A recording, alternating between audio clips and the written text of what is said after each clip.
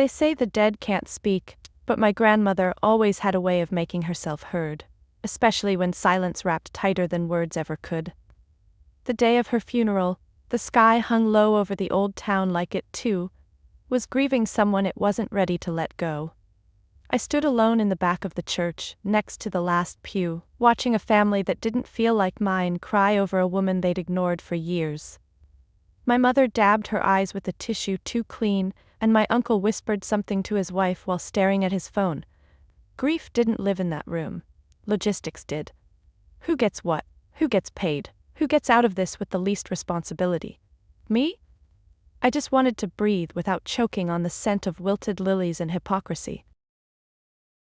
Later that evening, while everyone gathered in the parlor of my aunt's house, balancing wine glasses and making casual mentions of property taxes and market value, I stepped outside. The air was colder than I expected. That's when Mrs. Dalloway, my grandmother's old neighbor, found me. She was wearing her usual lavender shawl and carried something wrapped tightly in plastic. "I believe this is yours," she said, placing it in my hands. "She asked me to give it to you after everything." Inside was a letter, yellowed at the edges, written in my grandmother's curling script. My name was at the top, spelled right, something my own mother still managed to miss half the time. "My sweet girl, if you're reading this, it means I've gone on ahead. But don't be sad. We had our time and you gave me joy right up until the end. You always had that way of listening, even when others didn't. That's why the house is yours. Yes, the old place with the peeling paint and stubborn roses. But more importantly, the house is only yours. If you remember the promise you made to me on the porch swing that summer you turned 16. If you don't, well, the law will do what it always does. Ignore the heart of the matter. With love, Grandma June." I stared at the paper, my fingers trembling slightly. The porch swing. That summer. My promise. God, I remembered. We'd been sitting outside on one of those heavy August afternoons when even the cicadas got tired of singing. I had just found out that Dad wasn't coming back. Grandma handed me a glass of sweet tea and said, "This house has raised 5 generations of women who survived the world. If I can't keep it, I want someone who understands what it means to try. Do you promise me, when the time comes, you'll fight for it?" And I said yes. It wasn't about square footage or granite countertops. That house, her house, was the only place I had ever felt seen. But now, the living room of that same house was filled with people who had decided to sell it. Without telling me. Without even asking. Later that week, my cousin emailed a group thread I wasn't part of, forwarded it to me like an afterthought. "Quick update," it said.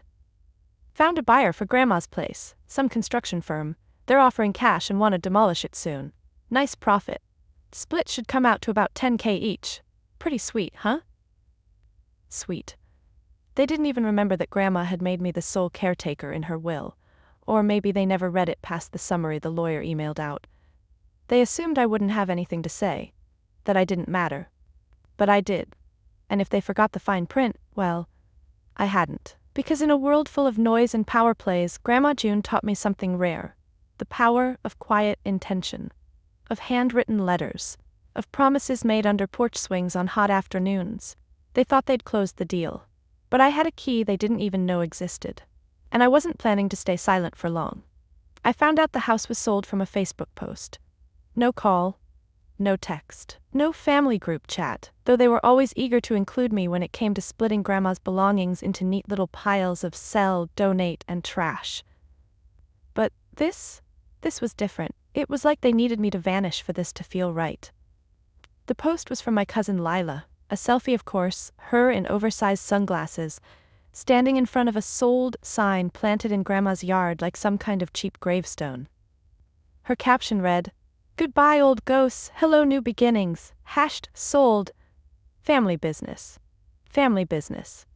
They'd turned a legacy into a punchline, and they didn't even tell me the house was going up for sale, let alone being auctioned off for scrap value. I stared at the screen, fingers frozen, the soft hum of my fridge suddenly too loud in my tiny apartment kitchen. The same fridge that used to hum in Grandma's house when I was a kid. Back when the world still made a little bit of sense. I called my mom, straight to voicemail. I called my uncle. His assistant picked up and said, "He's unavailable. Can I take a message?" "No, thanks." I finally messaged my older brother, Aaron. He worked in finance, always too busy for family drama unless it involved spreadsheets or equity splits. He replied an hour later, "Didn't think you'd care, you don't even have a car to get out there." That stung more than it should have. Maybe they truly believed I wouldn't fight back. Maybe that's why no one thought twice about leaving me out of the decision. But they should have known better. Especially Aaron. I wasn't some helpless, fragile artist doodling in corners. I was the one who sat with Grandma while she went through chemo. I was the one who cleaned her kitchen when her hands shook too hard. I knew every corner of that house, every loose floorboard and cracked window that still opened if you lifted it just right. But most of all, I remembered the promise, and the letter, and the fine print. So I went digging. The attorney who handled Grandma's will was a quiet man named Mr. Halvers. I remembered him from the funeral, gray-haired, slow-speaking, his briefcase more weathered than the leather shoes he wore. I called his office, not expecting much. To my surprise, he remembered me. "Miss Callahan," he said, "I was wondering when you'd reach out." "You knew?" I asked. "That your grandmother named you as conditional heir to the property?" "Yes, but no one ever asked to read the full document. Your family seemed eager to wrap things up." Of course they were. He faxed me a copy, the full will.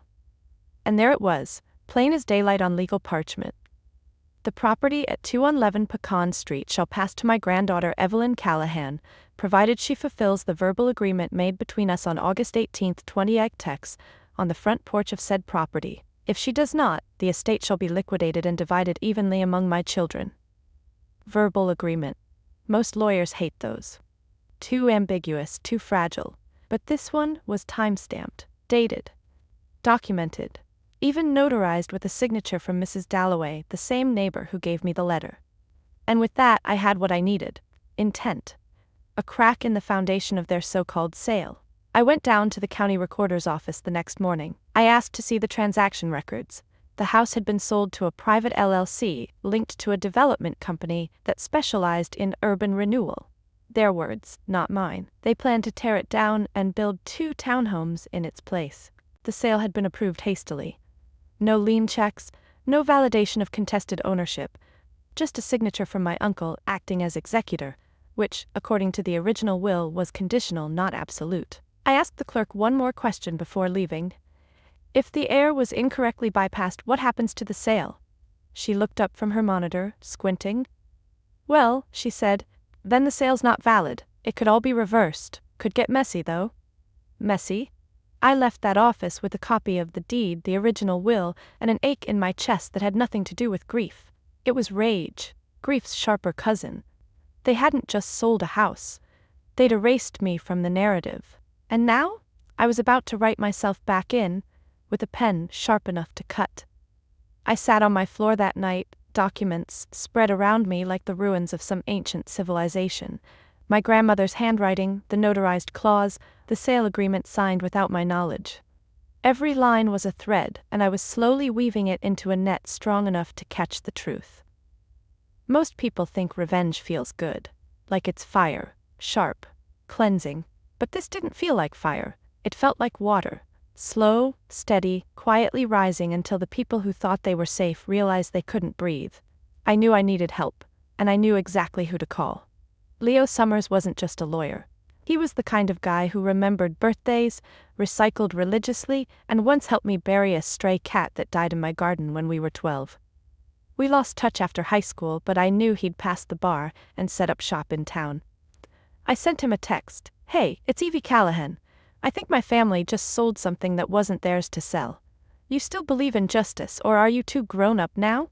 He replied in less than 5 minutes. "Justice, yes. Grown up? Barely. Come by tomorrow."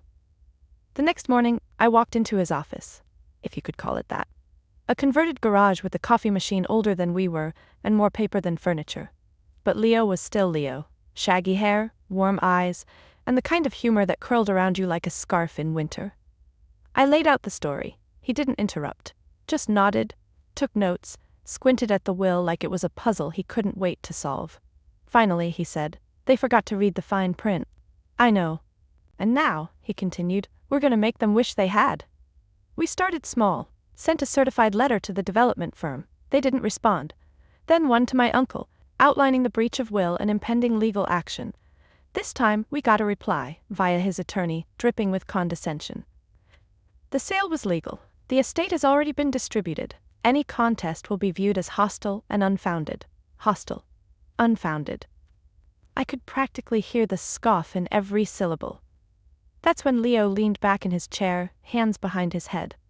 Time to go for the jugular, he said. We filed a motion to freeze the property title, putting a legal hold on any demolition or construction until the matter was resolved. That bought us time. And then we filed a formal inheritance contest. It was official. I was suing my own family. I thought it would feel terrifying, but it didn't. It felt like finally exhaling after holding my breath for years. The media didn't care. No big headlines, just a small local paper blurb. Granddaughter contests family sale of historic home. But someone noticed. 2 days later, I got a knock on my apartment door. It was my Aunt Carol, dressed like she was headed to church, holding a gift bag she never intended to give me. "Evie," she said, forcing a smile. "Honey, can we talk?" I let her in, let her sit, let her sip the tea I didn't offer. She spoke softly, like the problem was a misunderstanding, a misplaced feeling. Not a betrayal, not theft. "We just thought, well, with your lifestyle and all, you wouldn't want the responsibility, and your uncle, he's always handled these things. It wasn't personal." "It was exactly personal," I said. "You made it personal when you decided I wasn't worth asking." Her face shifted. A flicker of something mean and ancient passed behind her eyes.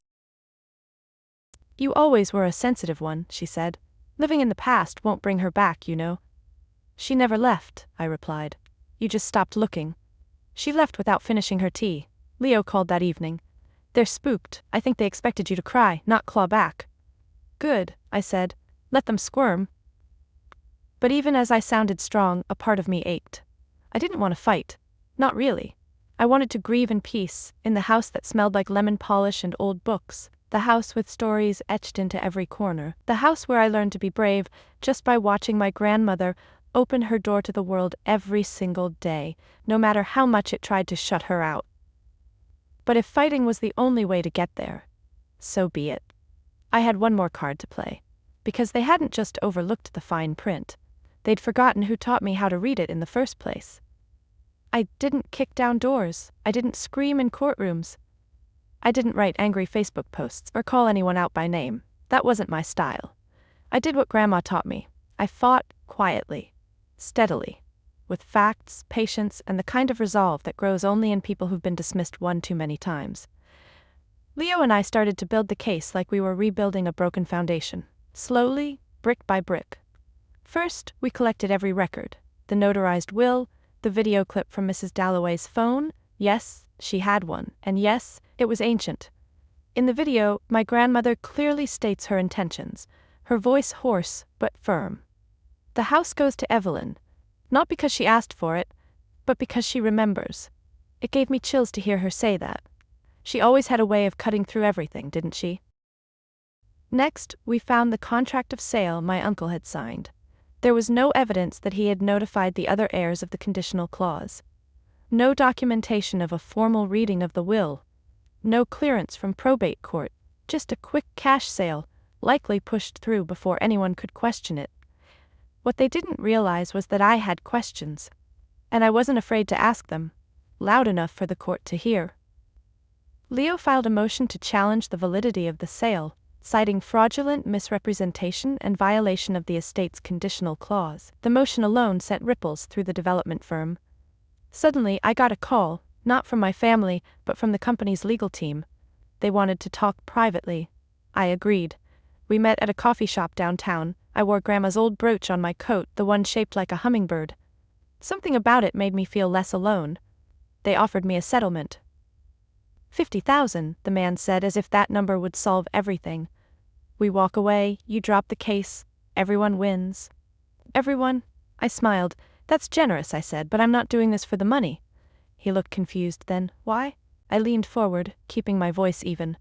Because when you erase people like my grandmother, and then the people who remember her, you don't just steal a house, you steal a piece of the past that made us who we are. I'm here to take it back. That was the end of the meeting. Leo laughed when I told him. You've got the soul of a courtroom assassin. I've got the soul of a girl who spent her childhood on a porch swing, I said. There's a difference. As news spread, slowly, quietly, I started getting messages. From people I hadn't heard from in years. My high school English teacher, who used to live across the street from Grandma.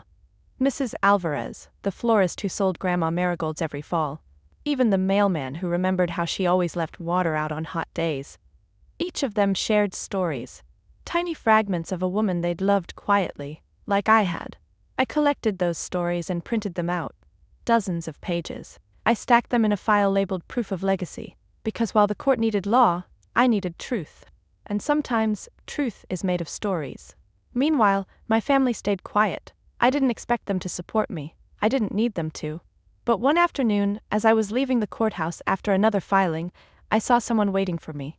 It was Aaron, my brother. He didn't look smug. He didn't look angry. He looked tired. "Hey," he said. "I read the filing, and Grandma's video. I didn't know." "That's because you didn't look," I replied. "I was wrong," he said. "You were right. It was always supposed to be you." I didn't know what to say to that. Not forgiveness, not yet, but something loosened in my chest like a knot that had been pulled too tight, finally letting go. "Thanks for saying that," I told him, "but I'm still finishing this." "I know," he said.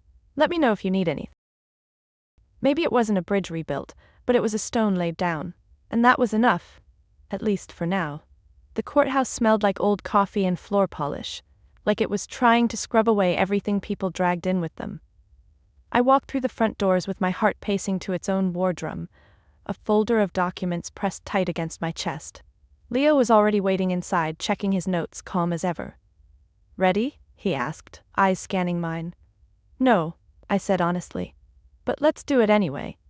We weren't in a grand courtroom like you see on TV. It was a modest civil hearing room, beige walls and flickering fluorescent lights, the kind of place where most battles look boring from the outside, but burn alive on the inside. My uncle sat across the aisle, flanked by his attorney and my Aunt Carol, who didn't look up from her phone the entire time. Not one of them acknowledged me. To them, I was still the stray branch on the family tree, the one who'd been quiet for too long. But quiet doesn't mean invisible. When the judge entered and called our case, everything shifted. Leo stood first. He wasn't flashy, no dramatics, just clear, measured sentences backed by dates, signatures, and the truth. He explained the will, the conditional clause, the overlooked promise. He played the video of Grandma June's voice, brittle but strong. "This house is for Evelyn. If she remembers what she told me, she is the only one meant to keep it." Even the judge leaned forward at that. Then their side responded. They argued the clause was too vague, that a verbal promise couldn't stand up in court, that the sale had already been finalized, money exchanged, contracts signed. "It's unfortunate," their lawyer said, "but the property has legally changed hands. The family was unaware of the condition, and frankly the plaintiff was not actively involved in the estate process." That's when I stood up. "I wasn't involved," I said, "because I was excluded. Intentionally." The judge looked at me. "Miss Callahan, would you like to speak on your own behalf?" I nodded. And for the first time, I told the story. Not just the legal one, but the real one. I told them about growing up in that house, about sitting on the porch swing with Grandma as a teenager, promising her I would protect the only place she ever called home. I told them how I stayed when no one else did, when she was sick, when she was scared, when her hands couldn't open jars anymore. I wasn't the loudest voice in the family, I said, but I was hers. I was the person she trusted to carry her legacy forward. And that promise wasn't vague, it was sacred. The room was quiet when I finished. Even my aunt had put her phone down. The judge took a long pause. Then he spoke. "I've reviewed the will, the clause, and the supplemental materials, and I believe the decedent's intent was clear. The conditional clause was valid. Furthermore, the property sale appears to have been conducted without full legal authority, as the executor failed to account for the contingency stated in the original will." He looked toward the defense table. "I am placing an injunction on the development and granting temporary possession of the property to Miss Azil Callahan pending final resolution. The court will reconvene to determine restitution and damages." Leo whispered to me, "That's the win we needed." but I didn't feel like cheering. Not yet. Because even as my uncle and his lawyer sat frozen, and my aunt quietly swore under her breath, all I could think about was the house. Whether it was still standing, whether the hummingbird bush in the front yard had bloomed this year, whether the swing creaked the way it used to in the wind. As I walked out of the courthouse, reporters from the local paper tried to ask questions. I just shook my head. I wasn't here to be the center of a story. I was here to protect the ending of someone else's. That night, I drove out to the house. It was still there, boarded windows, overgrown lawn, but standing. I sat in the car for a long time, watching shadows stretch across the porch, until the moon rose above the roofline, like it always did when I was little. I whispered to the air, "I did it, Grandma." And maybe it was the wind, or maybe it was something else, but for a moment I swore I heard the swing move. Just once. Just enough. It took less than a week for the silence to break. At first it was subtle, texts from numbers I didn't save anymore, like ghosts trying to tap back into a story they thought was over. "Hey Evie, just checking in, hope you're okay. You know, we didn't mean for things to go that way. Can we talk sometime? Family should stick together." I didn't respond. They didn't want family unity when they signed those papers. They wanted convenience. And now that the court had called their bluff, they were hoping guilt might work where legality failed. Then they stopped texting and started arriving. It was a Thursday when the first knock came. I was inside the house, cleaning the front hallway. The smell of mildew clung to everything. Grandma's favorite mirror was still on the wall, cracked now, but reflecting enough light to remind me this place had once been warm. I had just finished sweeping the old floorboards when I heard it. 3 short knocks. I opened the door slowly. It was Aunt Carol. She wore sunglasses even though the sky was overcast and carried a bakery box in her hands. For a moment we just stared at each other. "I brought lemon bars," she said. "Your grandmother's recipe. I thought we could talk." I leaned against the doorframe. "Lemon bars don't fix forgery, Carol." She flinched. "Evie, please. You have to understand. We thought you weren't interested. You've always been so distant." "Or maybe I was just quiet," I said. "There's a difference." Her eyes darted past me into the hallway. "The place looks rough," she said almost automatically. "It'll take a lot to fix, maybe too much for one person." I waited for the pitch. "We've been talking," she continued. "What if we all pitched in, helped you clean it up, restore it together, maybe turn it into a vacation rental, split the profits? It'd be like honoring her together." Together? Where was that sentiment when they sold it out from under me? I didn't yell, didn't slam the door. I simply said, "The only person I want to honor is the one who left me this house," and she didn't leave it to a committee. Carol's expression flattened. "Don't be foolish, Evie. You're sitting on something valuable. You really want to waste it on memories?" I smiled. "That's the thing. Memories aren't a waste. They're the only reason I'm still standing here." She didn't say goodbye. She just turned and walked away, heels crunching on the gravel like punctuation. Over the next few days, more came. Uncle Ray, offering to buy back in. My cousin Lila, asking if she could shoot a video in the garden for her influencer channel. Even Aaron returned, more sincere than the others, with paint cans in the back seat and no camera in sight. "I'm not here to argue," he said. "Just thought maybe I could help fix the gutters, they're about to fall off." We worked together for 2 hours, mostly in silence. At one point he said, "I've been thinking a lot about what Grandma meant by remembering. I think I get it now." I looked at him. "Do you?" She knew this place needed more than walls. It needed someone who wouldn't sell it when things got hard, someone who knew it wasn't perfect but loved it anyway. I didn't answer. But for the first time in weeks, I felt something loosen in my chest again. Not forgiveness, but maybe the space where it could live someday. That night, I sat on the porch swing alone. The wood creaked beneath me, familiar and comforting. From here, the street looked the same. The neighbor's porch light blinked like always. The wind rustled through the old pecan tree. I could almost hear Grandma humming, off-key and low from the kitchen. And I realized, they weren't knocking because they missed her. They were knocking because I made them remember her. But I wasn't here to give them closure. I was here to finish something she started. The weeds were taller than my knees. Some of them had grown through the cracks in the old stone path, curling like fingers reaching for light.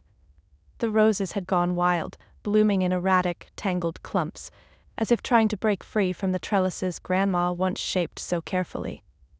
The garden wasn't dead, not really, but it was sleeping under layers of neglect. I stood there, shovel in hand, the sun just starting to rise over the rooftop.